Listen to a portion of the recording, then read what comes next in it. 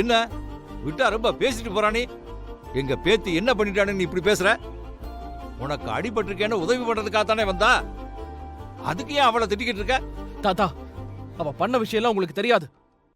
அவளாலதான் என் வேலையே போச்சு. டேய் நிறுத்துறா. நீயா எதையாவது உளறிக்கிட்டு இருக்காத. அவளால எல்லாம் உன் வேலை போகல. முதல்ல அதை நீ தெரிஞ்சுக்க. தாத்தா, அவளால வேலை போலன்னு உங்ககிட்ட ஏதாவது கதை சொல்லிருப்பா. அதை நம்பிட்டுலாம் நீங்க பேசிட்டு இருக்காதீங்க. அவ ஒண்ணு கதையெல்லாம் சொல்லலடா. நீ தான் நடந்தது என்னன்னு தெரியாம பேசிக்கிட்டு இருக்க. தாத்தா, நடந்தது என்னன்னு எனக்கு தெரியும் தாத்தா, உங்களுக்கு தான் தெரியாது. அதனாலதான் அவ உங்ககிட்ட ஏதோ ஒரு பொய் கதை சொல்லிருக்கா. அதை நம்பிட்டு நீங்க என்கிட்ட பேசிட்டு இருக்கீங்க. பொய் சொல்லி ஏமாத்துறதுலதான் அவ பயங்கரமான கேடியாச்சு.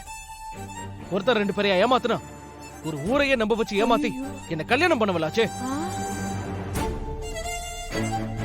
டேய், கோபத்துல எதுவும் பேசிக்கிட்டு இருக்காத. நான் சொல்றத முதல்ல கொஞ்சம் பொறுமையா கேளு. நீங்க அவ பேச்ச கேட்டு என்கிட்ட பேசிட்டு இருக்காதீங்க.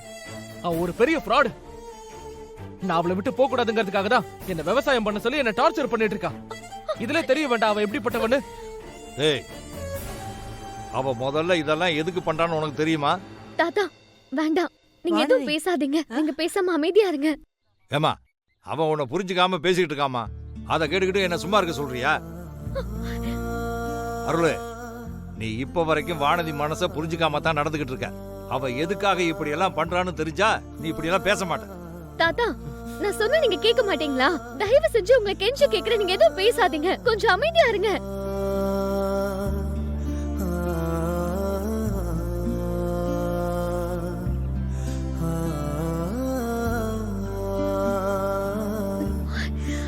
தாத்தா, உங்ககிட்ட கோவமா பேசினதுக்கு நான் மன்னிப்பு கேட்டுக்கிறேன்.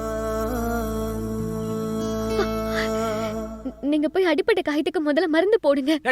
நடிக்காத. நான் என்ன செய்யணும் நீ சொல்லக்கூடாது. அது எனக்கு தெரியும். ரொம்ப அக்கறையா இருக்கிற மாதிரி சொல்ல வந்துட்டா. எல்லாம் உன்னாலதான். உன்னால என் வாழ்க்கையே நாசமா போச்சு. ஐயோ தம்பி, ஏன் தாத்தா அவர்கிட்ட உண்மையை சொல்ல போனீங்க? உன் மனச புரிஞ்சுக்காம உன்கிட்ட முட்டாள்தனமா பேசிக்கிட்டு இருக்கானேம்மா. அதை பார்த்துட்டு நான் எப்படி சும்மா இருக்கிறது?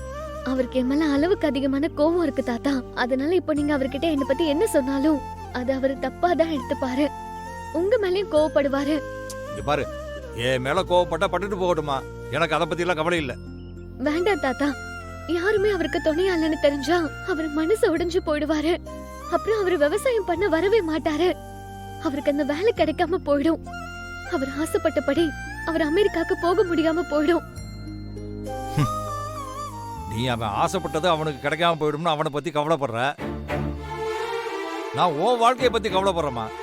எனக்கு அவன் முதல்ல விவசாயம் பண்ணி அமெரிக்கா போறதுல உடன்பாடே இல்லை.